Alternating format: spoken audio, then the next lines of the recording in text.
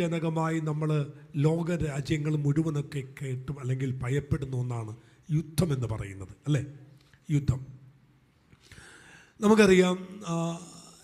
ഒരു സത്യം പറഞ്ഞാൽ ലോകമുണ്ടായതിൽ പിന്നെ ഏറ്റവും അധികം പണം മനുഷ്യൻ എന്തിനു വേണ്ടിയാണ് മുടക്കിയതെന്നൊരു പഠനം നടത്തിയപ്പോൾ ആ പഠനത്തിൽ ഏറ്റവും കൂടുതൽ വന്നത് യുദ്ധത്തിന് വേണ്ടിയാണ് മനുഷ്യൻ ഏറ്റവും കൂടുതൽ എന്ത് ചെയ്തത്, പണം ചെലവഴിച്ചത്. ഏറ്റവും കൂടുതൽ നാശനഷ്ടങ്ങൾ ഉണ്ടായത്, ഓക്കെ, ഫ്ലഡ് വന്നിട്ടുണ്ട്, അതൊക്കെ നമുക്കറിയാം. ഇന്ത്യയിൽ അല്ലെ കേരളത്തിലൊരു ഫ്ലഡ് വന്നു, അതൊക്കെ റിക്കവറി ചെയ്യാനായിട്ട് പെട്ടെന്ന് പറ്റിയെന്നുള്ളതാണ്, അല്ലേ? അതൊരു കൊടുങ്കാറ്റ് വന്നാലും നമുക്കറിയാം, നമുക്ക് മുമ്പിൽ എത്ര എണ്ണമുണ്ട്. ചുഴലിക്കാറ്റ് വന്നു, യോഗി വന്നു, അല്ലേ? ഇങ്ങനെ പല കാര്യങ്ങൾ വന്നു. ഇതൊക്കെ വന്നിട്ട് നമ്മളതെല്ലാം തിരിച്ചു പിടിച്ചു. പക്ഷേ യുദ്ധം എന്ന് പറയുന്നൊരു കാര്യം നേരിട്ടത് പല രാജ്യങ്ങളുടെയും നിലവാരങ്ങൾ പോലും ഇടിഞ്ഞുപോയി, സാമ്പത്തികമായി തകർന്നുപോയി, മാനുഷികമായി തകർന്നുപോയി. അപ്പോൾ ഒരു യുദ്ധങ്ങളുടെ ഒരു ഭൂമിയാണ് ഈ ഭൂമി, അല്ലേ? എവിടെ നിന്നാണ് യുദ്ധം ഉണ്ടായത്? ഞാൻ ഇന്നിങ്ങനെ ചിന്തിക്കാനിടയായി. യുദ്ധം എന്ന് പറയുന്നത് എന്തിനു വേണ്ടിയാണ് മനുഷ്യന് യുദ്ധം ചെയ്യുന്നത്?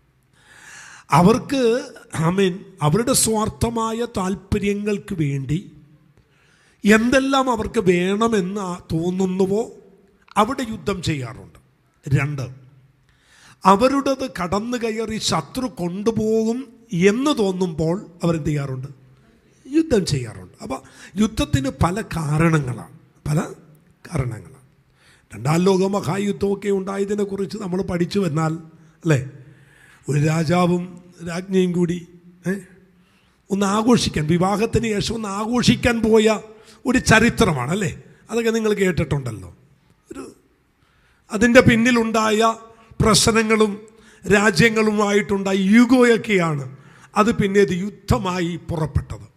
പക്ഷേ യുദ്ധമെന്ന് നമ്മൾ കേൾക്കുമ്പോൾ നമുക്കറിയാം അതിൽ 2 ഭാഗങ്ങളുണ്ട്. എന്നാൽ ഒരു ദൈവ പൈതൽ നമുക്ക് നമ്മുടെ തന്നെ കേരളത്തിൽ, ഇന്ത്യയിൽ തന്നെ എടുത്ത് നോക്കുമ്പോൾ എത്ര യുദ്ധങ്ങൾ നമ്മൾ കണ്ടു കഴിഞ്ഞു, അല്ലേ? എന്നാൽ നിങ്ങൾ എപ്പോഴെങ്കിലും ചിന്തിച്ചിട്ടുണ്ടോ, നാം സുരക്ഷിതമായി കിടന്നുറങ്ങുമ്പോഴും നാം തിന്നുകയും കുടിക്കുകയും ചെയ്യുമ്പോഴുമെല്ലാം നമ്മുടെ രാജ്യത്തെ ജീവൻ പണയം വെച്ചുകൊണ്ട് സംരക്ഷിക്കുന്ന ഒരു കൂട്ടം പട്ടാളക്കാരില്ലേ, അല്ലേ? ഈ 2 ദിവസം മുമ്പ് പോലും യുദ്ധത്തിൽ നമ്മുടെ ജവാന്മാർ മരിച്ചില്ലേ? പട്ടാളക്കാർ മരിച്ചു. അവർക്ക് എപ്പോഴാണൊന്ന് വീട് കാണാൻ പറ്റുന്നത്? അവർക്ക് എപ്പോഴാണ് അവരുടെ മാതാപിതാക്കളെ കാണാൻ പറ്റുന്നത്?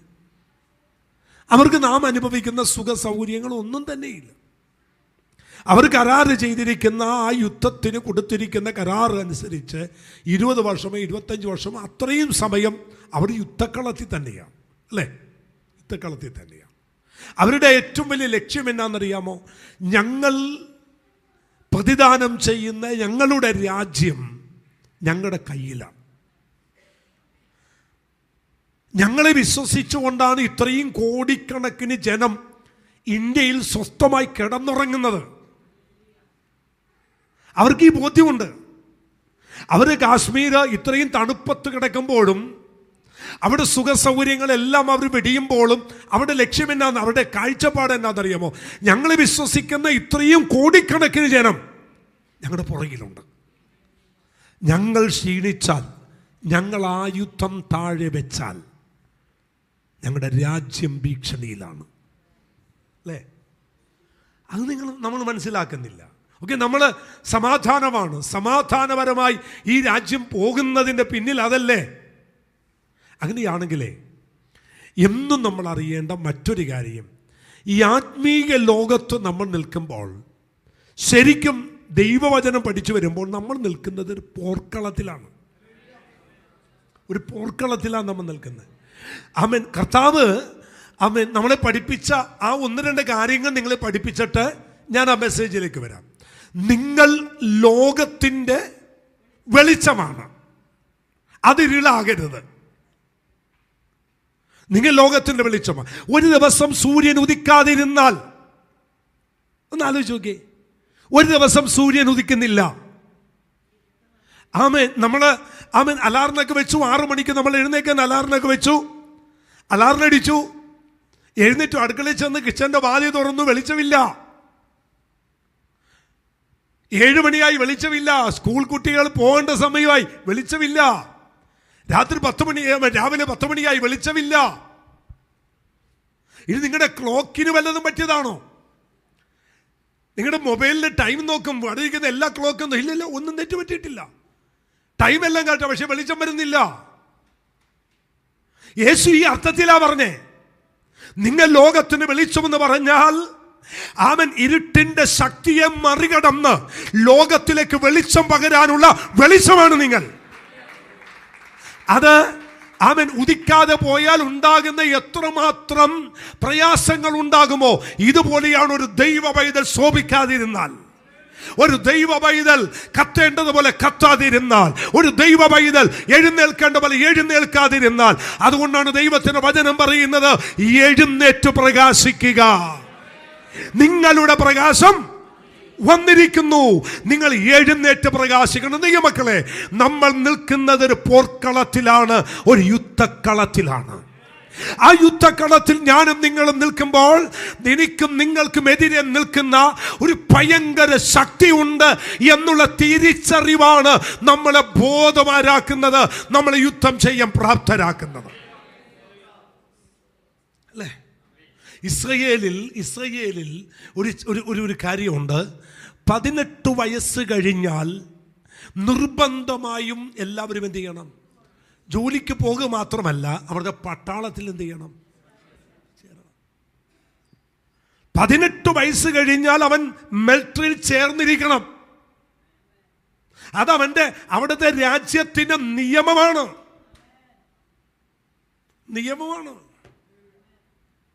18 വയസ്സ് കഴിഞ്ഞോ നിങ്ങളുടെ മകൻ? പറ്റത്തില്ല. അവനെ അതിനുവേണ്ടി സ്കൂളുകളിൽ പഠിച്ചാൽ, അവർ പഠിക്കുന്ന സ്കൂളുകൾ റിക്രൂട്ട്മെന്റ് ചെയ്ത് അവരെ അതിനുവേണ്ട ട്രെയിനിങ് കൊടുത്ത് അവരെ സന്നദ്ധരാക്കി നിർത്തും. എന്ന് വെച്ചാൽ 18 വയസ്സ് കഴിഞ്ഞ് 20 വയസ്സുകാരന് 22 വയസ്സ് എന്ന് പറയുന്ന ഇസ്രയേലിലെ യൗവനക്കാര് നല്ല യുദ്ധം തന്ത്രം പഠിച്ചവരാ. മനസ്സിലാവുന്നുണ്ടോ? അവരുടെ അടുത്ത് ചെന്നിട്ട് സ്തോത്രം 38-ാമത്തെ വയസ്സിൽ യുദ്ധതന്ത്രം പഠിച്ചവൻ ചെന്ന് അവരുടെ യുദ്ധം ചെയ്യാൻ ചെന്നാൽ അവർ ചുരുട്ടിക്കൂട്ടി ഗലീല കടലിലേക്ക് വലിച്ചെറിയുന്ന ശക്തി അവിടെ അകത്തുണ്ട്. കാരണം അവരെ അങ്ങനെയാണ് പരിശീലിപ്പിക്കുന്നത്. മനസ്സിലാവുന്നുണ്ടോ നിങ്ങൾക്ക്? അതുകൊണ്ട് ഇസ്രയേൽ മക്കളെ സംബന്ധിച്ച് അവർ യുദ്ധം എന്തല്ല, യുദ്ധം അവർക്ക് പേടിയല്ല. ഞാൻ കഴിഞ്ഞ ദിവസം ഇങ്ങനെ പറഞ്ഞില്ല, ഇവിടെ പറഞ്ഞു എന്ന് എനിക്കറിയത്തില്ല. ഇസ്രയേലിൽ എൻ്റെ ഒരു സ്നേഹിതൻ വീഡിയോ കോൾ ചെയ്യുമ്പോൾ 21 വയസ്സുള്ള ഒരു മകൻ, ചെറുമകൻ 85 വയസ്സുള്ള അപ്പൂപ്പനെ കാണാൻ ആ വീട്ടിൽ വന്നിരിക്കുന്നു. അപ്പൊ വീഡിയോ കോൾ ചെയ്യുന്നിടത്ത് എന്നോട് പറയാണ്, ഞങ്ങളുടെ വീട്ടിലെ അപ്പ എന്നാ വിളിക്കുന്നത്, അപ്പയെ കാണാനായിട്ട് കൊച്ചുമകൻ വന്നിട്ടുണ്ട്, ഞാൻ ഒന്ന് കാണിച്ചു തരാം. അപ്പൂപ്പന്റെ അടുത്തിരിക്കുക, അവന്റെ തൊട്ടടുത്ത് അവനേലും വലിയൊരു മിഷൻ കണ്ടിരിക്കുന്നു. അവൻ ഞാൻ ചോദിച്ചു, അവന്റെ കയ്യിലിരിക്കുന്ന തോക്കല്ലേ? അത് തോക്ക, മിഷൻ കണ്ട. അവൻ 21 വയസ്സ് 22 വയസ്സേ ഉള്ളൂ. അവൻ പട്ടാളത്തിലാ. അവൻ നടക്കുമ്പോ പോലും അപ്പൂപ്പനെ കാണാൻ വന്നപ്പോ പോലും എന്ത് ചെയ്യുന്നുണ്ട്? ആയതുകൊണ്ട്. അപ്പൊ ഞാൻ ചോദിച്ചു, അപ്പൂപ്പനെ കാണാൻ വരും? ഇല്ലില്ല, അവർക്ക് താഴെ വെക്കാൻ പാടില്ല. അവർക്കത് താഴെ വെക്കാൻ പാടില്ല. കാരണം എന്നവൻ യുദ്ധത്തിൽ ചേരും എന്ന് സൈൻ ചെയ്തോ അന്നു മുതൽ അതിനകത്തവണ്ണം റിട്ടയർമെന്റ് ആകുന്നത് വരെ അവന്റെ കയ്യിൽ നിന്നും ആ യുദ്ധം മാറാൻ പാടില്ല. മനസ്സിലാവുന്നുണ്ടോ നിങ്ങൾക്ക്? ഞാനും നിങ്ങളുമായി ദൈവമായി ഉടമ്പടി ചെയ്ത ആ നിമിഷം മുതൽ എനിക്കും നിങ്ങൾക്കുമെതിരെ ഒരു അയൽ ശക്തി ഉണ്ട്, ഒരു എതിർ ശക്തി ഉണ്ട്. ആ ശക്തി എനിക്കെതിരെ നിനക്കെതിരെ ഏത് സമയത്ത് പോരാടുമെന്ന്, ഏത് സമയത്ത് നിനക്കെതിരെ യുദ്ധം ചെയ്യുമെന്ന് അറിയാത്തത് കൊണ്ട് നിന്റെ മരണം വരെ ആ യുദ്ധം താഴെ വെക്കരുത്. ഇന്ന് പകലിൽ രാത്രി എന്നെ കേട്ടുകൊണ്ടിരിക്കുന്ന ഏത് ദൈവ പൈതലോട് ആത്മാവ് പറയുന്നു, നിന്റെ കയ്യിൽ ഇന്ന് രാത്രി ആ യുദ്ധം താഴെ വെക്കാതെ ആ യുദ്ധം എടുത്ത് ഇന്ന് പ്രയോഗിക്കട്ടെ. അന്ധകാര വ്യാപാര ശക്തികൾ നിനക്ക്, നിന്റെ കുടുംബത്തിനോ, നിനക്ക് നിന്റെ തലമുറക്കോ എതിരെ നിൽക്കുന്ന പൈശാചിക മണ്ഡലങ്ങൾ ഇന്ന് രാത്രി ആമ കടപുഴകി നിലത്ത് വീഴുന്ന ഒരു രാത്രിയായി മാറട്ടെ. വെക്കരുത് താഴെ ആ യുദ്ധം, ആ യുദ്ധം താഴെ വെക്കരുത്. ആമേൻ. Praise God. വലിയ ആത്മീക പോരാട്ടത്തിലാണ് ദൈവമക്കളെ ഞാനും നിങ്ങളും. ഒരു ആത്മീക പോരാട്ടത്തിന്റെ നടുവിൽ നിൽക്കുന്ന എനിക്കും നിങ്ങൾക്കും ആ യുദ്ധം താഴെ വെക്കാൻ തിരുവചനം പഠിപ്പിക്കുന്നില്ല. സ്തോത്രം. ഇന്ന് രാത്രി അതിനുവേണ്ടി സന്നദ്ധരാകുന്ന ഒരു പറ്റം ദൈവമക്കൾ ഡെലിവറൻസ് ചർച്ചിനകത്തുനിന്ന് ഇന്ന് രാത്രി എഴുന്നേൽക്കാൻ പോകുകയാണ്.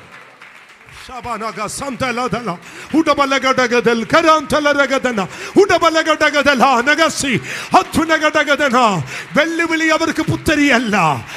ശത്രുവിന്റെ അട്ടഹാസങ്ങൾ അവർക്ക് പുത്തരിയല്ല. ശത്രു കൊണ്ടുവരുന്ന ആയുധങ്ങൾ കണ്ട് അവർ ഭാരപ്പെടുകയില്ല. കാരണം അവർക്കറിയാം, ഇതിലും വലിയ ആയുധ തന്ത്രങ്ങൾ ദൈവം ഞങ്ങളെ പഠിപ്പിച്ചിട്ടുണ്ട്. സ്തോത്രം.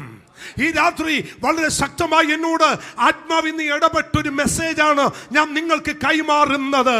നിങ്ങൾക്കറിയാമോ, ആമേൻ, സ്തോത്രം, ആമേൻ, ഇസ്രായേൽ സൈന്യവും മിസ്രയീമ്യ സൈന്യവും തമ്മിൽ അടുക്കാതെ വണ്ണം എന്നൊരു വാക്യമുണ്ട് പുറപ്പാടിൽ 14. വായിക്കണമെന്നില്ല.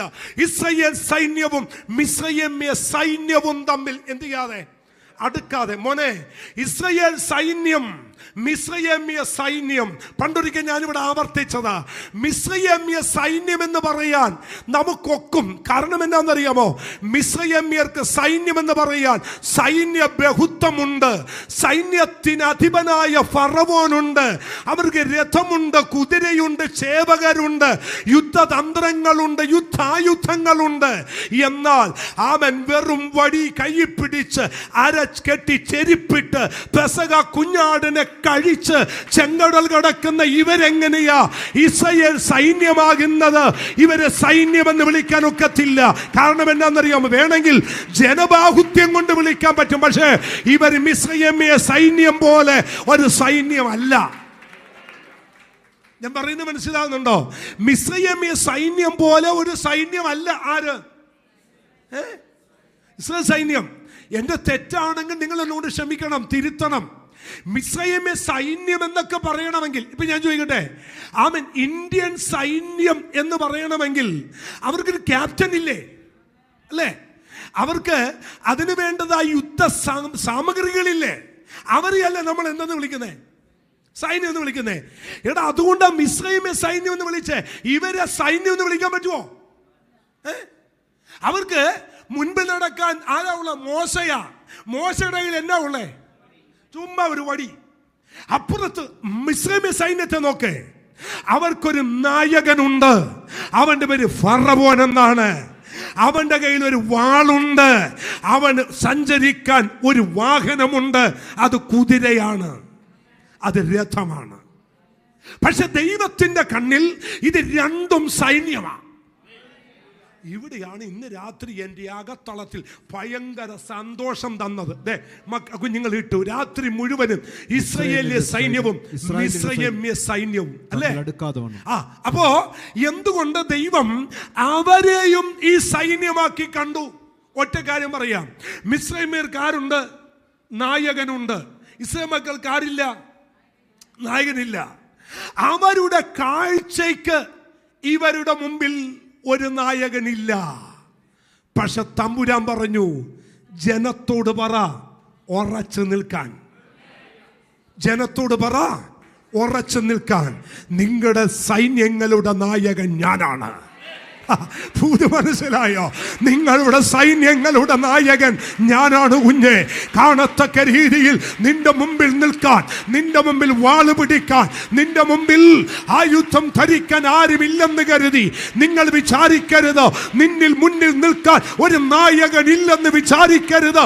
ഇന്ന് രാത്രി വിശ്വാസ കൺകൾ ഉയർത്തി കരമടിച്ചാരാധിച്ച് അന്യഭാഷ പറഞ്ഞ് ദൈവത്തിന് മഹത്വം കൊടുത്ത് ഒന്ന് ദൈവത്തെ ആരാധിച്ചു പറ, ഞങ്ങളുടെ മുമ്പിൽ നടക്കാൻ സൈന്യങ്ങളുടെ നായകനായ യഹോവയാം ദൈവം ഇന്ന് രാത്രി ഞങ്ങൾക്ക് വേണ്ടി യുദ്ധം ചെയ്യുന്നുണ്ട്.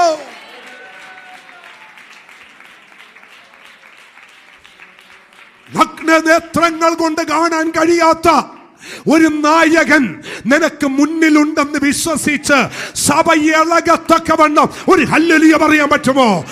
അവൻ കാഴ്ചക്കാർക്ക് കാണാൻ കഴിയാത്തതുപോലെ, വ്യക്തികൾക്ക് കാണാൻ കഴിയാത്തതുപോലെ, അത് മനുഷ്യന്റെ കണ്ണുകൾക്ക് കാണാൻ കഴിയാത്തതുപോലെ ഒരു വലിയ സൈന്യങ്ങളുടെ നായകനായ അത്ഭുതമന്ത്രി, വീരനാം ദൈവം, ഇസ്രായേലിന്റെ ദൈവം, നായകനായ ഒരു ദൈവം ഇന്ന് രാത്രി എന്റെ മുമ്പിൽ ആമേൻ ഉണ്ടെന്ന് വിശ്വസിക്കുന്നവർ വേണം ദൈവത്തിന് മഹത്വം കൊടുക്കാൻ.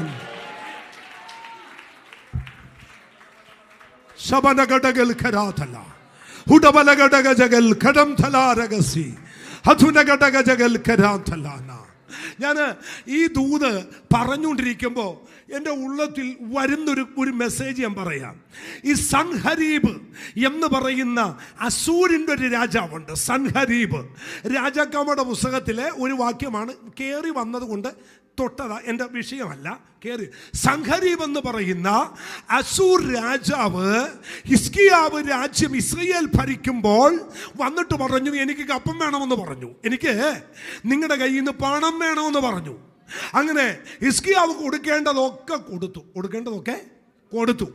ഇവൻ ഇതൊന്നും കിട്ടിയിട്ട് പോരാ, സൻഹരീബിന് ഇതൊന്നും കിട്ടിയിട്ട് പോരാ. അവസാനം ഇവൻ ആലയത്തെ ദൃഷ്ട്യം വെച്ചു, യെരൂശലേം ദൈവാലയത്തെ ദൃഷ്ടി വെച്ചു.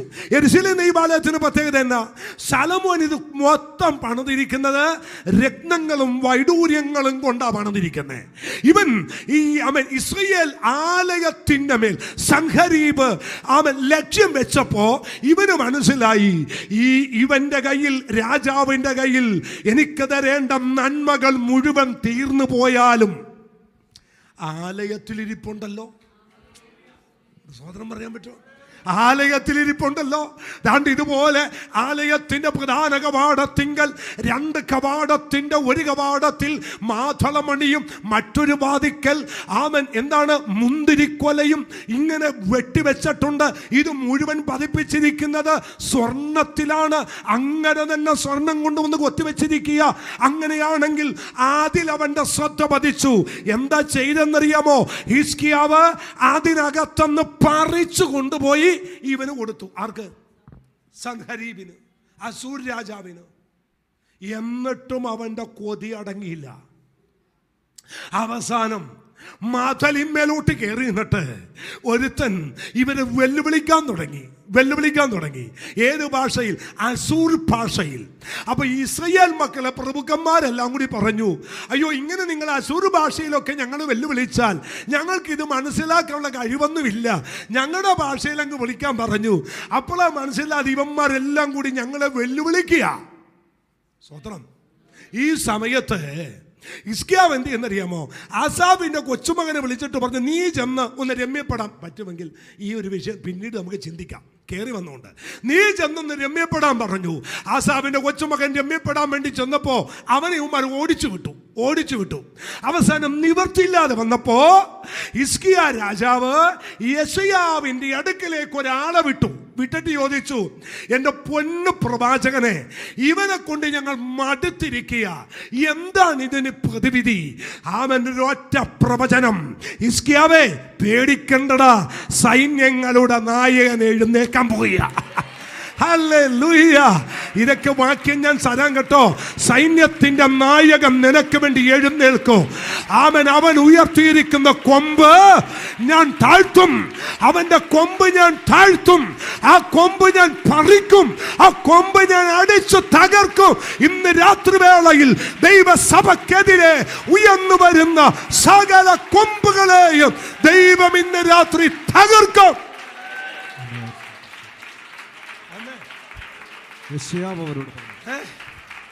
ജീസസ്. കിട്ടിയോ? 37-ന്റെ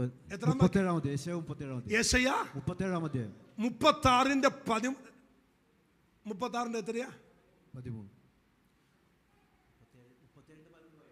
വായിച്ചോ. യെശയ്യാവ് അവരോട് പറഞ്ഞത്, നിങ്ങൾ നിങ്ങളുടെ യജമാനോട് പറയേണ്ടത് എന്തെന്നാൽ, യഹോവ ഇപ്രകാരം അരുളിച്ചെയ്യുന്നു, നിങ്ങൾ പോയി യജമാനോട് നിക്കക്കള്ളിയില്ലാതെ വരുമ്പോഴേ പ്രവാചകൻ എടുത്ത് ആലോചന ചോദിക്കാൻ ചെന്നതാ.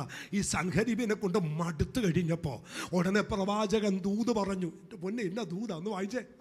അശൂർ രാജാവിന്റെ ഭൃത്യന്മാർ എന്നെ നിന്ദിച്ചതായി, അശൂരിന്റെ ഭൃത്യന്മാർ എന്നെ നിന്ദിച്ചതായി നീ കേട്ടിരിക്കുന്ന വാക്കു നിമിത്തം റഫറൻസ് എന്ന് പറഞ്ഞേ. 37 7 വാക്യം. യെശയ്യാ 37 6 7 വാക്യം വായിച്ചോ.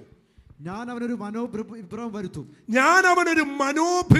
വരുത്തും, അവനൊരു ശ്രുതി കേട്ടിട്ട് സ്വദേശത്തേക്ക് മടങ്ങിപ്പോകും. അവനൊരു ശ്രുതി കേട്ടിട്ട്, ചുമ്മാ പ്രവാചകൻ പറഞ്ഞേ, ഞാന് ഒന്ന് വായിച്ചു പോനെ. ശ്രുതി കേട്ടിട്ട് സ്വന്തം ദേശത്തേക്ക് മടങ്ങിപ്പോകും. അല്ല, ആദ്യം ഒന്ന് വായിച്ചേ. ഞാൻ അവന് ഒരു മനോവിഭ്രമം വരുത്തും. ഞാൻ അവൻ എന്ത് വരുത്തും? മനോവിഭ്രമം. ഒരു അല്ലല്ലിയോ പറ.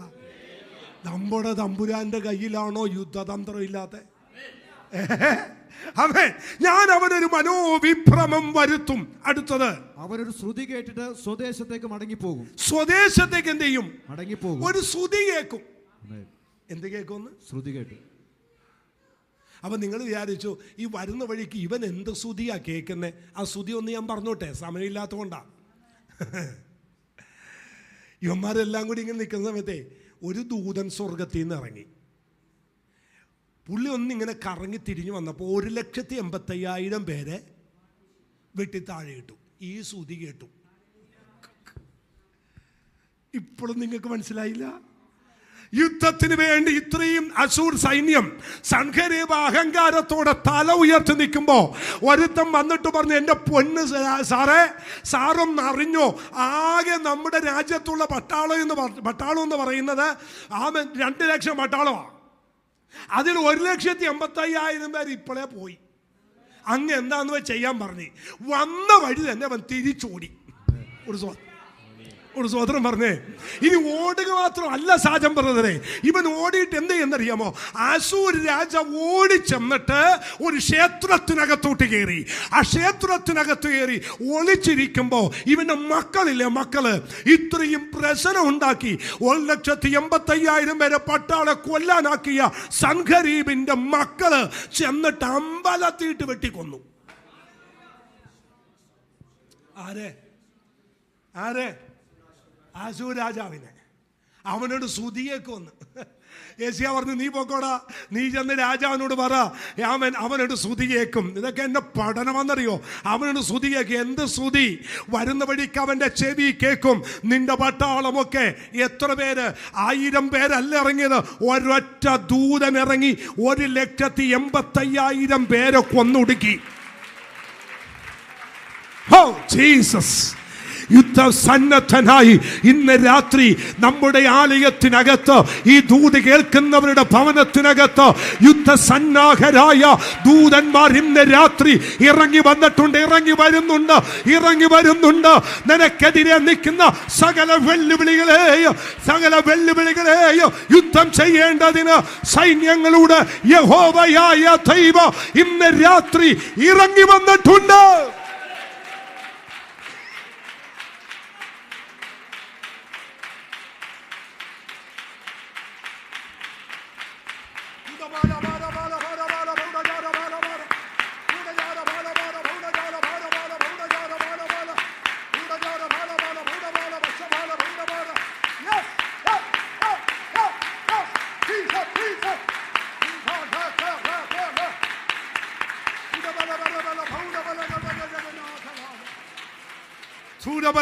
ജഗന്നാഥൻ. ആമേൻ. ഹല്ലേലൂയ. ആമേൻ. ഒരു ശ്രുതി കേട്ടു. ആ ഒറ്റ ശ്രുതിയിൽ ഉണ്ടായിരുന്നു ഇവൻ തിരിച്ചോടാനുള്ള ദൂത്. രാമൻ പറ, തമ്പുരാനെ ഉയർത്ത്. ഒരിക്കൽ പോലും ഹൃദയത്തിൽ ചിന്തിക്കരുത് ഒരു ഉണക്ക ദൈവത്തെ സേവിക്കാൻ ഇറങ്ങിയെന്ന്. അല്ല, സേവിക്കാൻ ഇറങ്ങിയത് ആ തുന്നതനെയാണ്. ഈ ദൈവത്തെ പോലെ ഒരു ദൈവമില്ലെന്നേ. ഈ ദൈവത്തെ പോലെ ആരാധിപ്പാൻ, ഈ ദൈവത്തെ പോലെ സേവിക്കാൻ കൊള്ളാവുന്ന ഒരു ദൈവം ഉലകത്തിൽ വേറെ ഇല്ലെന്ന്.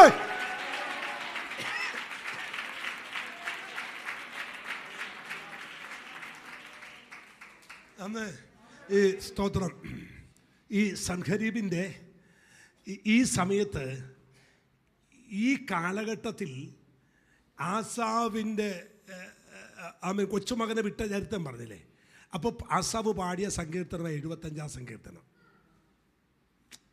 ഈ സന്ദർഭോചിതമായി ആസാവ് എഴുതിയതാ. ഏത്? ഒരു സ്തുതി കേട്ടു, സൻഹരീബ് തിരിച്ചോടി, അവനെ മക്കൾ തട്ടി. ഈ ദൂതിൻ്റെ പുറകിൽ എഴുതിയതാ 75 സങ്കീർത്തനം. അതിന് ഒരു വാക്യം ഒന്ന് വായിച്ചാൽ മതി. ദൈവമേ, ഞങ്ങൾ നിനക്ക് സ്തോത്രം ചെയ്യുന്നു. അത് അന്ന് നമുക്ക് സമയം ഇല്ലാത്തതുകൊണ്ട് ഞാൻ ഒരു വാക്യം, സ്തോത്രം, ഈ 5-ാമത്തെ വാക്യം, 4-ഉം 5-ഉം വാക്യം. ഡംബം കാട്ടരുന്ന ഡംബികളോടും, ഡംബം കാട്ടരുതെന്ന് ഡംബികളോടും, കൊമ്പ് ഉയർത്തരുതെന്ന് ദുഷ്ടന്മാരോട് ഞാൻ പറയുന്നു. ഇതേ സൻഹരീബിനോട് പറഞ്ഞതാ. നീ ആവശ്യമില്ലാതെ എന്ത് കാണിക്കരുത്.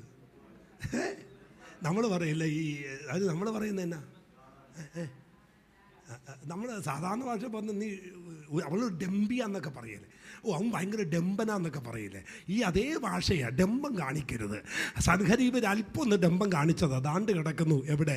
സ്വന്തം മക്കൾ വെട്ടിക്കൊന്നു. ആ ചരിത്രമാണ് 75 സങ്കീർത്തനം.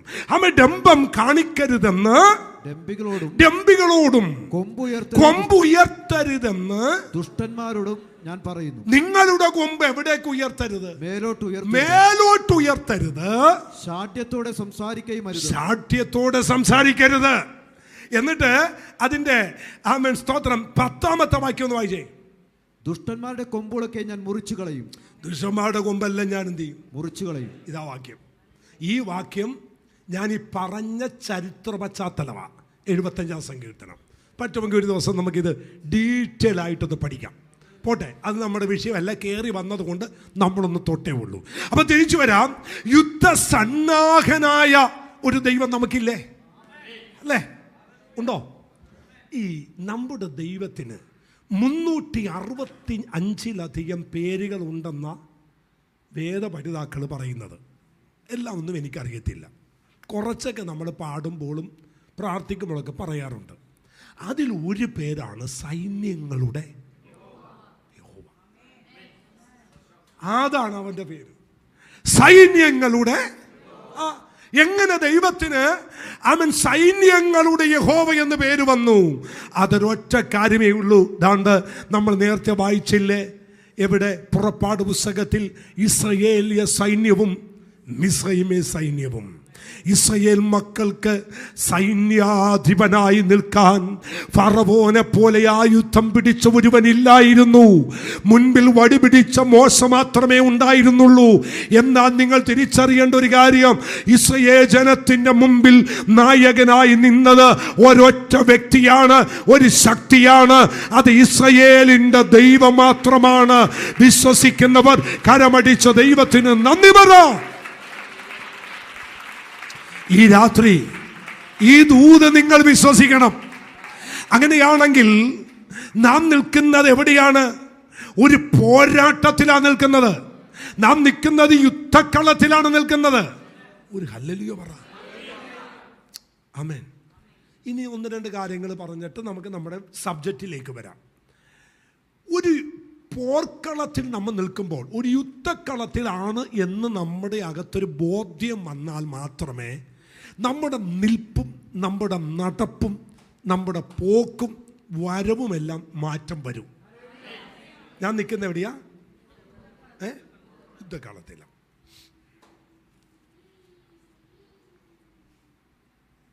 ഒരു യുദ്ധത്തിന് നിൽക്കുന്ന ഒരു പടയാളിയുടെ നിപ്പ് എങ്ങനെയാ?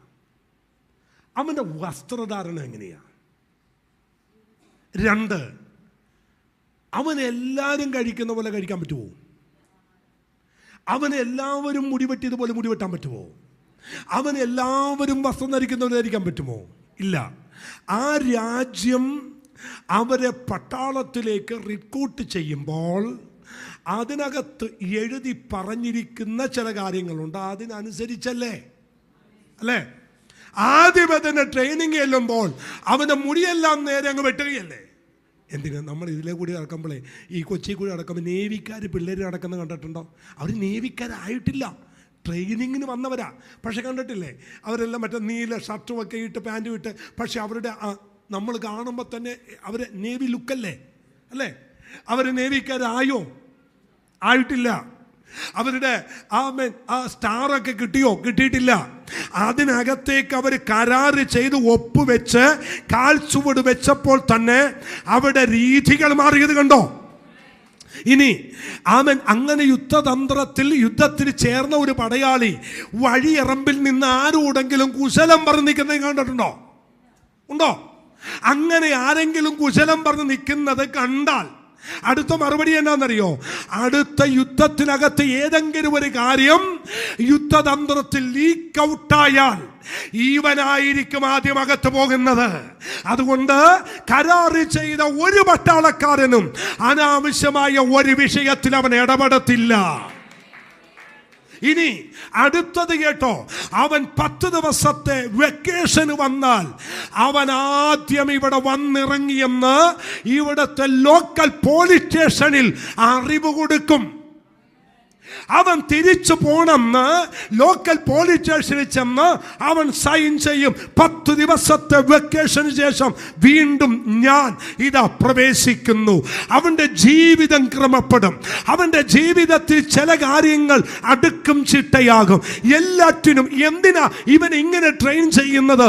ഇങ്ങനെ ആക്കിയെങ്കിൽ മാത്രമേ ഒരു രാജ്യത്തുണ്ടാകുന്ന വെല്ലുവിളിയിൽ ഇവനെ അവർക്ക് ഉപയോഗിക്കാൻ കഴിയുകയുള്ളൂ. ഇനി ശ്രദ്ധിച്ചോ, എല്ലാ ദൈവമക്കളെയും ദൈവത്തിൻ്റെ യുദ്ധത്തിനകത്ത് ചേർക്കുമെന്ന് നിങ്ങൾ വിചാരിക്കരുത്. എല്ലാവരെയും, എല്ലാ പെന്തക്കോസുകാരെയും ദൈവത്തിൻ്റെ യുദ്ധസന്നാഹത്തിനകത്ത് ചേർക്കുമെന്ന് നിങ്ങൾ വിചാരിച്ചെങ്കിൽ നിങ്ങൾക്കും എനിക്കും തെറ്റുപറ്റി. ഇവിടുത്തെ കമാൻഡോകൾ, ആർമി ഇത്രയും സെലക്ഷനായിട്ട് തിരഞ്ഞെടുക്കുന്നെങ്കിൽ ദൈവത്തിൻ്റെ രാജ്യത്ത് യുദ്ധം ചെയ്യാൻ നിൽക്കേണ്ടത് ഇതിനേക്കാൾ വിലയേറിയവരാണ്. മനസ്സിലാകുന്നെങ്കിൽ ഒരു ആമേൻ പറ ദൈവമക്കളെ. അതിനേക്കാൾ വിലയേറിയവരാണ്.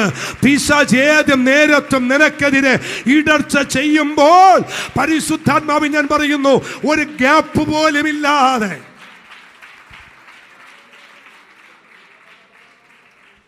സ്തോത്രം സ്തോത്രം ഒരാമേൻ പറ.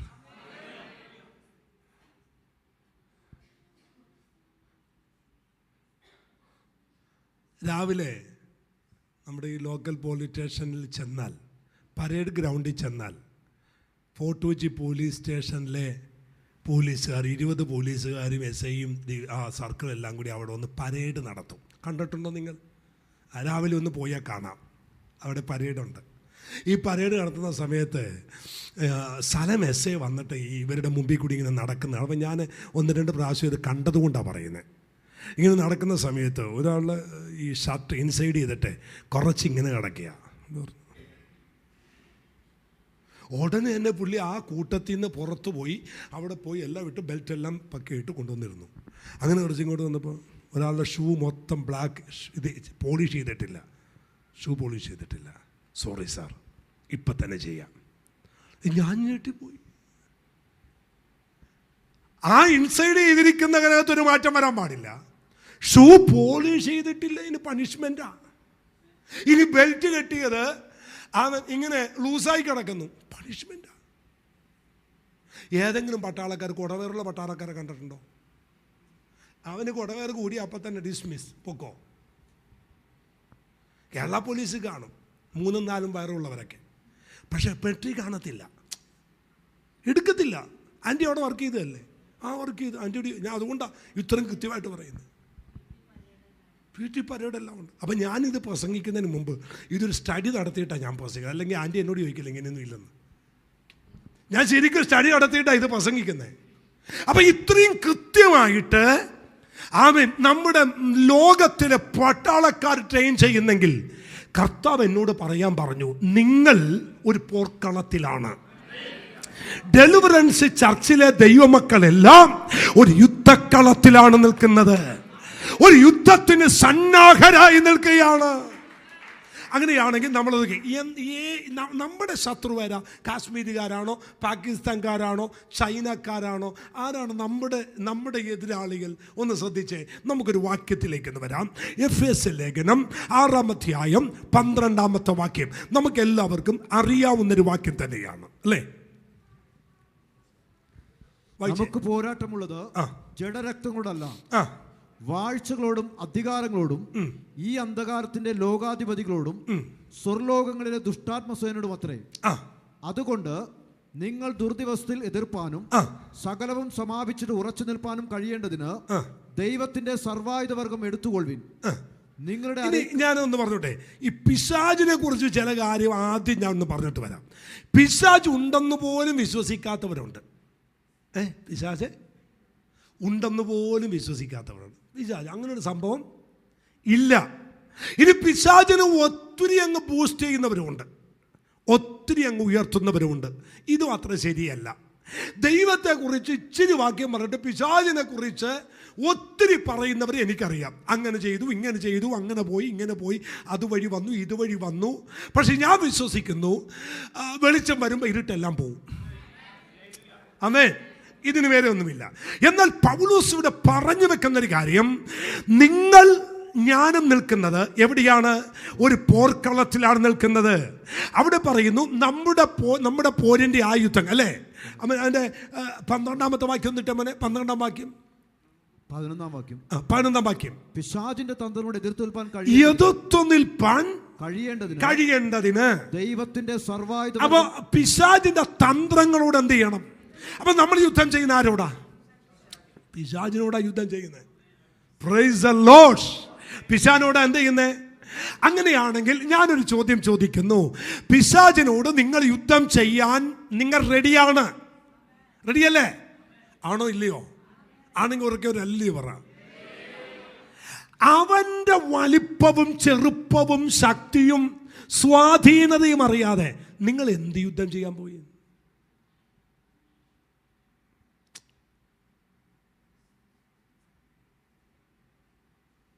ഗുസ്തി മത്സരത്തിന് കയറുമ്പോൾ പ്രായം നോക്കത്തില്ല മാഷേ. 60 കിലോ, 50 കിലോ.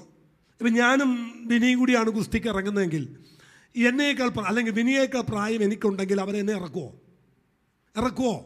ഇറക്കത്തില്ല. അപ്പം ഈക്വലായിട്ട് എൻ്റെ പ്രായം, എൻ്റെ വെയിറ്റ്, ഇതെല്ലാം നോക്കും. അപ്പോൾ എനിക്ക് മനസ്സിലായി എൻ്റെ എതിരാളി എൻ്റെ അത്രയും വെയിറ്റുള്ള ഒരാളാ, എൻ്റെ അത്രയും പൊക്കമുള്ള ഒരാളാ, എനിക്ക് പിടിക്കാൻ പറ്റിയ ഒരാളാ. ഹലോ, നിങ്ങൾ എന്തെങ്കിലും നിങ്ങൾ എന്ന് പറഞ്ഞ് തുപ്പുന്ന ആളെ ആരാന്ന് വല്ലതും മനസ്സിലാക്കിയിട്ടാണോ യുദ്ധം ചെയ്യാൻ വന്നിരിക്കുന്നത്? ഇവിടെയാ പറ്റുന്നത്, ഇവിടെയാണ് വിഷയം. ഇവന്റെ തന്ത്രങ്ങൾ മനസ്സിലാക്കിയിട്ടാണോ നാം യുദ്ധം ചെയ്യുന്നത്? ഇവൻ ഏതൊക്കെ തന്ത്രങ്ങളുണ്ട്, ഏതെല്ലാം രീതിയിൽ ഇവൻ ഉപയോഗിക്കാൻ കഴിയും, ഏതൊക്കെ രീതിയിൽ അവൻ നമുക്കെതിരെ പോരാടും എന്നും മനസ്സിലാക്കിയാൽ അല്ലേ നമുക്കവനെ ആ രീതിയിൽ പോരാടാൻ പറ്റൂ. ഒരല്ലേ പറ.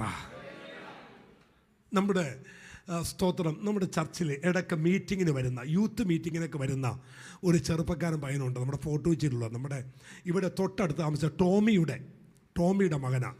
അവനാണ് ഇപ്പോൾ ഗുസ്തിയിൽ കേരളത്തിൽ നമ്പർ 1 ആയി നിൽക്കുന്നത്. നമ്മുടെ യൂത്ത് മീറ്റിങ്ങിനിടയ്ക്ക് വരും. നമ്മുടെ പൊക്കം കൊണ്ട ടോമിയുടെ മകനാണ്, ടോമിയുടെ മകനാണ്. നമ്മുടെ യൂത്ത് മീറ്റിങ്ങിനൊക്കെ ഉണ്ട്, ഫേസ്ബുക്കിലൊക്കെ അവന് ഫേമസ്. നമ്മുടെ ഇവിടുത്തെ ഗുസ്തി ചാമ്പ്യനാണ് അവൻ. കേരള ലെവലിൽ അവനാണ് ആക്ടിങ്. ഇപ്പോൾ നിറനിൽക്കുകയാണ്. നല്ല താഴ്മയുള്ളൊരു പയ്യനാണ്. അപ്പോൾ ഒരിക്കൽ അന്ന് യൂത്ത് മീറ്റിങ്ങിന് ഇവിടെ വന്നപ്പോൾ എന്നോട് കുറേ സംസാരിച്ചു. ഇപ്പം നമ്മുടെ കഴിഞ്ഞ ദിവസം ഡൽഹി വെച്ചൊരു ഇതുണ്ടായിരുന്നു, അതിൽ അവന് ഫസ്റ്റ് പ്രൈസാണ്. അപ്പം ഞാൻ ചോദിച്ചു, ഇവിടെ ഇത്രയും വലിയ ഇവരെയൊക്കെ എങ്ങനെയാണ് നീ അടിച്ചിടുന്നത്? അപ്പോൾ എന്നോട് പറഞ്ഞൊരു കാര്യമുണ്ട്, പക്ഷേ ഞങ്ങളെ ഗുസ്തി പഠിപ്പിച്ച ഞങ്ങളുടെ ആശാൻ, പുള്ളിക്ക് മാത്രമായൊരു ട്രിക്കുണ്ട്. എത്ര ബലവാനെയും നിമിഷ നേരം കൊണ്ട് തറ പറ്റിക്കുന്ന ഒരു ചെറിയ ട്രിക്ക്. അതവർക്കറിയത്തില്ല. ഞങ്ങളെ പിടിക്കും, ഞങ്ങൾ വിട്ടുകൊടുക്കും, ഞങ്ങളെ പിടിച്ച് കിടത്തും, മലർത്തും. പക്ഷേ ഇവൻ ഞങ്ങളെ മലർത്തുന്ന ഒരൊറ്റ സെക്കൻഡ് കൊണ്ട് ഞങ്ങൾ ഇവനെ തിരിച്ചടിക്കും. അപ്പോൾ ചോദിച്ചാൽ അതെന്ത് ട്രിക്കാ? അത് പറയത്തില്ലെന്ന് പറഞ്ഞു. ഞാൻ ഗുസ്തിക്കൊന്നും പോകുന്നില്ല, ഞാൻ പാസ്റ്ററല്ലേ. എന്നോട് ഇല്ല, പറയാനൊക്കത്തില്ല. കാരണം ഞങ്ങളും ആശാനും തമ്മിൽ അങ്ങനെ ഒരു കമ്മിറ്റ്മെൻ്റ് ഉണ്ട്. കാരണം ആശാൻ പറഞ്ഞിട്ടുണ്ട്, നിന്നെ പഞ്ചായത്തിന് വേണ്ടി കളിക്കാനല്ല ട്രെയിൻ ചെയ്യുന്നത്, നിന്നെ ലോകത്തിന് വേണ്ടിയാണ് ട്രെയിൻ ചെയ്യുന്നത്. അതുകൊണ്ട് ഞങ്ങൾ ജയിച്ച് കയറി വന്ന ഈ ട്രിക്ക് ഇത് നിനക്ക് സ്വന്തമാക്കാനുള്ളതാണ്. ദൂത് മനസ്സിലാകുന്നുണ്ടോ? ശത്രുവിൻ്റെ ബലം എത്ര വലുതുമാകട്ടെ, അവൻ്റെ തന്ത്രം മനസ്സിലാക്കിയ നിമിഷ നേരം മതി അവനെ തറപറ്റിക്കാൻ. അല്ലേ? അവൻ്റെ തന്ത്രം നിങ്ങൾ മനസ്സിലാക്കിയാൽ എങ്ങനെയാണ് എന്നെ അവൻ ദുർബലനാക്കുന്നത്, എൻ്റെ ശക്തി എങ്ങനെയാണ് അവൻ ചോർത്തുന്നത്, എനിക്ക് ഇവനെ പിടിച്ചു നിർത്താൻ കഴിയാത്തതുപോലെ എനിക്കെതിരെയുള്ള ശത്രുവിൻ്റെ ആക്രമണം എങ്ങനെയാണ് എന്ന് മനസ്സിലാക്കിയാൽ നിങ്ങൾക്ക് ഇവനെ ജയിക്കാൻ എളുപ്പമാണ്. ആമേൻ. അതുകൊണ്ട് ഞാൻ നിങ്ങൾക്കൊരു ട്രിക്ക് പറഞ്ഞു തരാം. സന്തോഷമാണ്. മറ്റേ ആശാൻ പറഞ്ഞു കൊടുത്ത പോലെ ഞാൻ നിങ്ങൾക്കൊരു ട്രിക്ക് പറഞ്ഞു തരാം. ഇത് ആരോടും പറയരുത്, ഇത് നിങ്ങൾക്ക് വേണ്ടി മാത്രമുള്ളതാണ്. ജയിക്കണോ അല്ല തോറ്റ് താഴെ ഇരിക്കണോ? പറ. എനിക്ക് അവനെ ജയിക്കണമെന്ന് ഉറപ്പുള്ള എത്ര പേരുണ്ട്? ഒരു ഭയങ്കര ട്രിക്ക് പറഞ്ഞു തരാം. യാക്കോബിൻ്റെ ലേഖനം എടുത്താൽ മതി. അതൊരു ഭയങ്കര ട്രിക്കാണ്. ഇതിലൂടെ നിങ്ങൾ ഇന്ന് ജയിച്ചിരിക്കും. 4:7 എന്താണ് ആ സിമ്പിൾ എളുപ്പ വഴി? നിങ്ങൾ ദൈവത്തിന് കീഴടങ്ങുവിൻ. അവനെ ജയിക്കാനുള്ള ഏക മാർഗം, അവനോട് പോരാടി നിൽക്കാനുള്ള ഏക മാർഗം, ഇവന്റെ മുമ്പിൽ കീഴടങ്ങിയാൽ അവിടെ നിങ്ങൾ എതിർത്ത് നിൽക്കും. മനസ്സിലാകുന്നുണ്ടോ? ഞാൻ ഒന്നുകൂടി പറയാം. വലിയവനായ ദൈവത്തിന്റെ മുമ്പിൽ നിങ്ങൾ കീഴടങ്ങിയാൽ ഉന്നതെന്ന് പറയുന്ന ശത്രുവിന്റെ മുമ്പിൽ നിങ്ങൾ ഉന്നതനായി തീരും. ദൈവത്തിന്റെ മുമ്പിൽ കീഴടങ്ങാൻ ഇന്ന് പകൽ നിങ്ങൾ തയ്യാറാണോ? ആരാധനയിൽ കീഴടങ്ങാൻ, നിങ്ങളുടെ വിശുദ്ധ ജീവിതത്തിൽ നിങ്ങൾ കീഴടങ്ങാൻ, നിങ്ങളുടെ വ്യക്തി സ്വഭാവത്തിൽ നിങ്ങൾ കീഴടങ്ങാൻ. ആർക്കും അടങ്ങത്തില്ല, ആർക്കും കീഴ്പ്പെടത്തില്ല. വചനം നിങ്ങളോട് അനുശാസിക്കുന്ന സകല രീതിയിലും നിങ്ങൾ കീഴ്പ്പെടാൻ ദൈവം മുമ്പിൽ തയ്യാറാണെങ്കിൽ നിങ്ങൾക്കെതിരെ നിൽക്കുന്ന വമ്പൻ ശക്തിയായ അന്ധകാര വ്യാപാരത്തെ ഇന്ന് നിങ്ങൾ നിഷ്പ്രയാസം നിങ്ങൾ ജയിക്കാൻ പോകുകയാണ്. ഇപ്പൊ നിങ്ങൾക്ക് മനസ്സിലായോ സിമ്പിൾ വേ എന്താന്ന്? ഒറ്റ മാർഗം നിങ്ങൾ ചെയ്താൽ മതി. അവനെ ജയിക്കാനുള്ള ഏക മാർഗം തമ്പുരാന്റെ മുമ്പിൽ എന്ത് ചെയ്യണം? കീഴടങ്ങണം. അങ്ങനെയാണെങ്കിൽ നിങ്ങൾക്ക് ഭൂതത്തെ പുറത്താക്കണോ? നിങ്ങൾക്ക് പിശാചിനെ പുറത്താക്കണോ? നിങ്ങൾക്ക് ദുരാത്മാക്കളെ പുറത്താക്കണോ? അതെല്ലാം സിമ്പിളായിട്ട് സംഭവിക്കും. ഒറ്റ കാര്യം ചെയ്താൽ മതി. തമ്പുരാന്റെ മുമ്പിൽ നിങ്ങൾ കീഴ്പ്പെട്ടാൽ മതി. ദൈവത്തിന്റെ മുമ്പാകെ നിങ്ങൾ കീഴടങ്ങിയാൽ മതി. ദൈവം മുമ്പിൽ കീഴടങ്ങുന്നവൻ പിശാചിനോട് എക്സ്ക്യൂസ് പറയത്തില്ല, പിശാചുമായി കോംപ്രമൈസിന് പോകത്തില്ല. അവനോട് എതിർത്ത് നിൽക്കുക തന്നെ ചെയ്യും. അമ്മേ, ഇനി അടുത്തൊരു കാര്യം നിങ്ങൾ ആ വാക്യത്തിനകത്ത് ശ്രദ്ധിക്കണമേ, എന്നോടൊപ്പം വരണേ. നിങ്ങൾ ദൈവത്തിന് കീഴടങ്ങുമ്പോൾ ദൈവം നിങ്ങളെ ശത്രുവിൻ്റെ മുമ്പിൽ നിൽപ്പാൻ യോഗ്യരാക്കും. ഒന്നുകൂടി പറയാം. നിങ്ങൾ ദൈവം മുമ്പിൽ കീഴടങ്ങുമ്പോൾ ഏത് ശത്രുവിൻ്റെ മുമ്പിലും നിങ്ങൾക്ക് പിടിച്ചു നിൽക്കാൻ ദൈവം നിങ്ങളെ ബലപ്പെടുത്തും. അങ്ങനെയാണെങ്കിൽ ആർക്കാണ് പിടിച്ചു നിൽക്കാൻ കഴിയാത്തത്? ആരാണ് പരാജയപ്പെട്ടു പോകുന്നത്? ആരാണ് അവൻ്റെ മുമ്പിൽ തലകുനിച്ച് നിൽക്കുന്നത്? ഞാനൊരു കാര്യം ഒന്ന് പറയുമ്പോൾ നിങ്ങൾക്കത് മനസ്സിലാവും. ഹലോ മോനെ, നീ ബാലൻ, അവനോ ബാല്യം മുതൽ യോദ്ധാവ്. ആരുടെ ഹൃദയമാ ഉരുകാത്തെ? ആരാ ഭയപ്പെടാത്തെ? നിങ്ങൾ പറ. മോനെ, നീ ബാലൻ, അവനോ ബാല്യം മുതൽ യോദ്ധാവ്. പിന്മാറില്ലേ? പിന്മാറുമോ ഇല്ലയോ? മാറും. തോൾ പൊക്കമുള്ളവനും ഏറ്റവും ഉയരമുള്ളവനും കായിക ബലമുള്ള ഇസ്രായേൽ മക്കളിൽ ഏറ്റവും തോൾ പൊക്കമുള്ള ശൗല് മാറി നിൽക്കുന്നു. ബാല്യക്കാരനായ നീ ബാല്യം മുതൽ യോദ്ധാവായി അവൻ്റെ മുമ്പിൽ പോണോ? പക്ഷെ അവിടെ ദാവീദ് പറയുന്നൊരു സാക്ഷ്യം, രാജാവേ, 2 കൊച്ചു സാക്ഷ്യങ്ങൾ ഞാൻ അങ്ങയോട് പറയട്ടെ. പറഞ്ഞു, ഒരിക്കൽ അപ്പൻ്റെ ആടുകളെ കൊണ്ട് പോകുമ്പോൾ ഒരു സിംഹം വന്നു, അടിച്ചു കൊന്നു ഞാൻ. രണ്ടൊരിക്കൽ പോയപ്പോൾ ഒരു കരടി വന്നു, വലിച്ചു ഞാൻ കീറിയതിനെ. വലിച്ചു ഞാൻ കീറി. അല്ലയോ രാജാവേ, അവൻ നിന്ദിക്കുന്ന ഇസ്രായേൽ നിരകളുടെ ദൈവമായ യഹോവയെ ഞാൻ ഉയർത്തും. അവനെ എൻ്റെ കയ്യിൽ എൻ്റെ ദൈവം ഏൽപ്പിക്കും. അതിൻ്റെ അർത്ഥം എന്താണെന്നറിയോ? കഴിഞ്ഞ കാലമൊക്കെയും ബാല്യം. അങ്ങ് എന്നോട് പറഞ്ഞില്ലേ നീ ബാല്യമാന്ന്. അതേ രാജാവേ, എൻ്റെ ബാല്യം മുഴുവൻ ഞാൻ തമ്പുരാന്റെ മുമ്പിൽ കീഴടങ്ങി ജീവിച്ചവനാ. വനാന്തരത്തിലായപ്പോഴും എൻ്റെ ദൈവത്തിൻ്റെ മുമ്പിൽ കീഴടങ്ങി ജീവിച്ചവനാണ് ഞാൻ. യഹോവ എൻ്റെ ഇടയനെന്ന് കാട്ടിൽ പറഞ്ഞെങ്കിൽ കൊട്ടാരത്തിലും എനിക്ക് പറയാൻ കഴിയും. ആ ഉറപ്പെനിക്കുണ്ട്. ഞാൻ ആരെ ഭയപ്പെടും? അതുകൊണ്ട് രാജാവേ, ഞാൻ ദൈവത്തിന് കീഴ്പ്പെടുന്നവനാ. ഉടനെ ഒരക്ഷരം ശൗല് മിണ്ടിയില്ല. എൻ്റെ ഭാഷയാണ്. പുള്ളി ഇട്ടേച്ച കോട്ട് ഊരി കൊടുത്തിട്ട് പറഞ്ഞു, ഇതും കൊണ്ട് പൊക്കോന്ന് പറഞ്ഞു. രാജാവിൻ്റെ വാക്കല്ലേ, ഇട്ടിട്ട് നടക്കാൻ നോക്കി. 5.5 അടി പൊക്കമുള്ളവൻ 7.25 അടി പൊക്കമുള്ളവൻ്റെ കോട്ടിട്ടാൽ എങ്ങനെ ഉണ്ടാകും? 5 വയസ്സുകാരി അമ്മയുടെ സാരി ചുറ്റിയത് പോലെയാ. രാജാവേ, എനിക്കിത് ശീലമില്ല. ഊരി അങ്ങ് കൊടുത്തു. പോകുന്ന പോക്കിൽ തോട്ടിന്നിറങ്ങി 5 കല്ലും പിറക്കി. 5 കല്ല് പെറുക്കിയത് വിശ്വാസമില്ലാഞ്ഞിട്ടല്ല. ചരിത്ര പഠിതാക്കൾ പറയുന്നു, ഗോലിയാത്ത് എന്ന് പറയുന്നവന് 5 സഹോദരന്മാരാ. ഗോലിയാത്തിൻ്റെ അപ്പൻ 5 മക്കളാണ്. അതിൽ മൂത്തവനാ ഗോലിയാത്ത്. ഗോലിയാത്തിനെ പോലെ അസുരന്മാരായ 4 പേര് കൂടിയുണ്ട്. ആത്മക്കണ്ണുകൊണ്ട് കണ്ടു. അവന്റെ കുടുംബത്തിൽ ഒരുവൻ താഴെ വീണാൽ അടുത്തവൻ വന്നാൽ കവണയിൽ കല്ല് റെഡി. ഇത് മനസ്സിലായോ? ആത്മാവിൽ വെളിപ്പാട് കിട്ടിയവൻ ഇന്ന് മാത്രമല്ല യുദ്ധം ചെയ്യുന്നത്, നാളെയും യുദ്ധം ചെയ്യാൻ സന്നദ്ധനായി നിൽക്കുകയാണ്.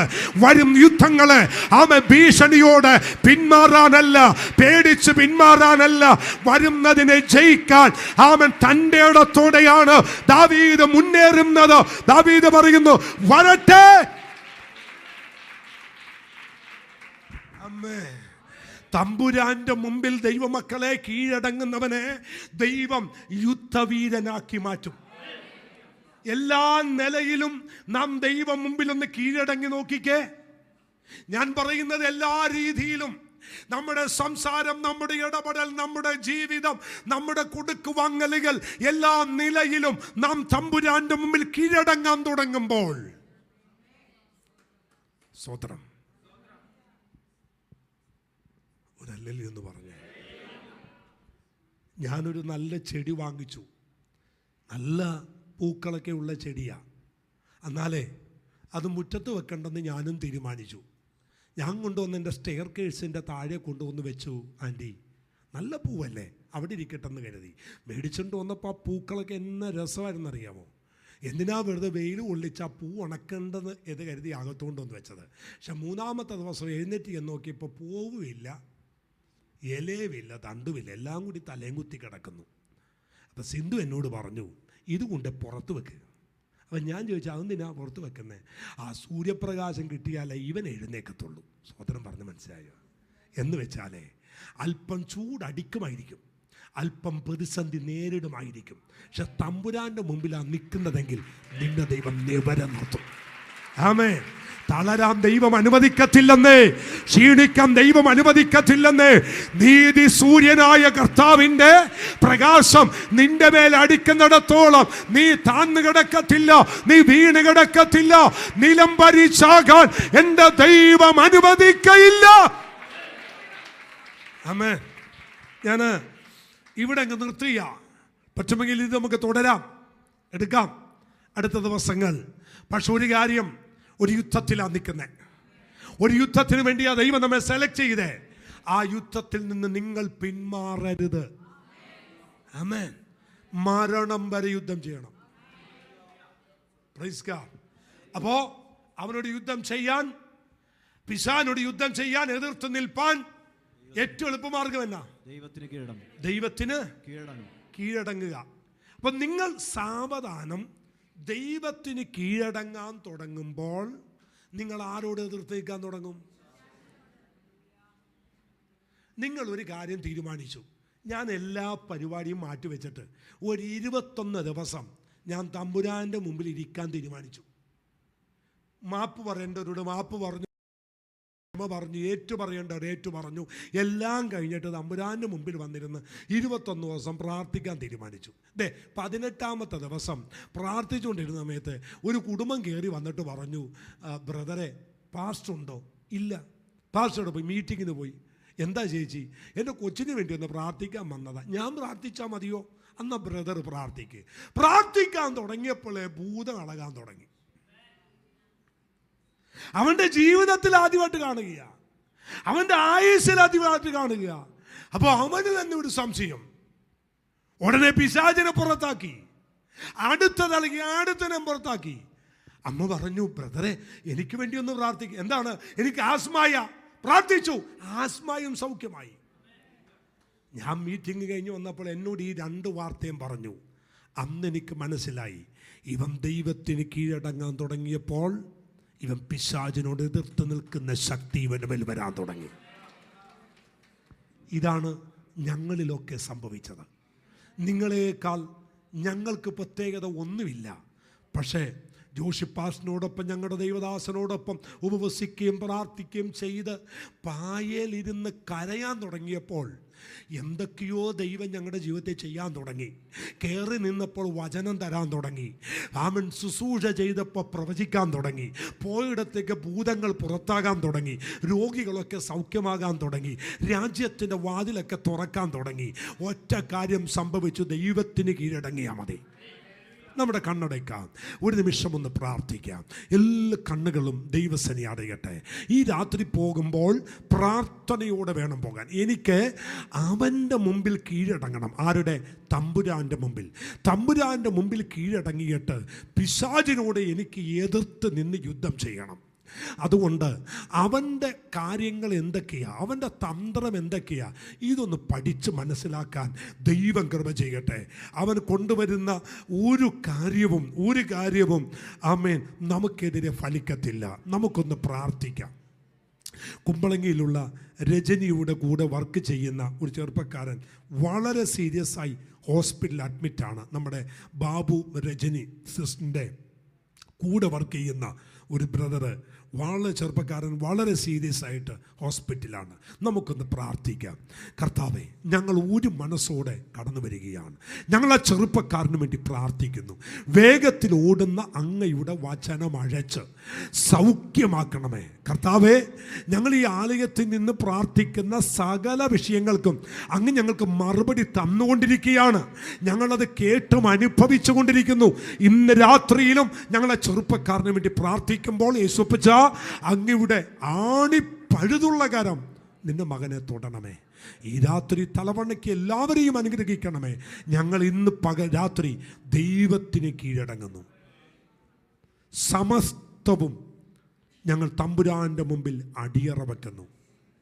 ഞങ്ങളുടെ ജീവിതത്തിൽ പിശാചിനോട് എതിർത്ത് നിൽപ്പാൻ കഴിയാതെ ഞങ്ങളുടെ ജീവിതത്തിൻ്റെ ബലഹീനതകളാണെങ്കിൽ അത്, ഞങ്ങളുടെ കൺമോഹമാണെങ്കിൽ അത്, ഞങ്ങളുടെ ജഡത്തിൻ്റെ ആസക്തിയാണെങ്കിൽ അത്, യേശുപ്പച്ച ഞങ്ങൾക്ക് അവനോട് എതിർത്ത് നിൽപ്പാൻ കഴിയാതെ ഞങ്ങളുടെ ജീവിതത്തിൽ ഉയർന്നു പൊങ്ങിയും വരുന്ന എന്തെല്ലാം ബലഹീനതകളുണ്ടോ അതെല്ലാം ഞങ്ങൾ ഏറ്റുപറഞ്ഞ് അങ്ങയുടെ മുമ്പിൽ ഞങ്ങൾ കീഴടങ്ങുന്നു. യെസ്, അങ്ങയുടെ മുമ്പിൽ ഞങ്ങൾ സറണ്ടറാകുന്നു. ഞങ്ങളെ തന്നെ അങ്ങയുടെ മുമ്പിൽ സമർപ്പിക്കുന്നു. ഇന്ന് രാത്രി മുതൽ അവനോട് എതിർത്ത് നിൽപ്പാൻ. എന്നാൽ അവൻ നിങ്ങളെ വിട്ട് ഓടിപ്പോകും. ആരും ഓടിക്കാതെ ദുഷ്ടൻ ഓടിപ്പോകും. അങ്ങയുടെ വചനമാണ്. അങ്ങയുടെ മുമ്പിൽ മുട്ടുമടക്കുമ്പോൾ ഇന്നവൻ ഓടിപ്പോകുന്ന രാത്രിയാണ്. മഹത്വമെല്ലാം അങ്ങേക്ക് ക്രിസ്തുയേശുവിൻ നാമത്തിൽ പിതാവേ.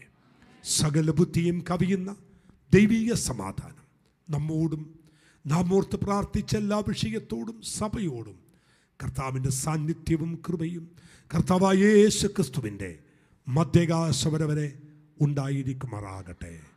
അറുക്കപ്പെട്ട കുഞ്ഞാടിന് മഹത്വം. ആമേൻ. യേശുവേ വരണമേ. കർത്താവ് എല്ലാവരെയും ധാരാളമായി അനുഗ്രഹിക്കട്ടെ. പ്രാർത്ഥനയോടെ കടന്നു.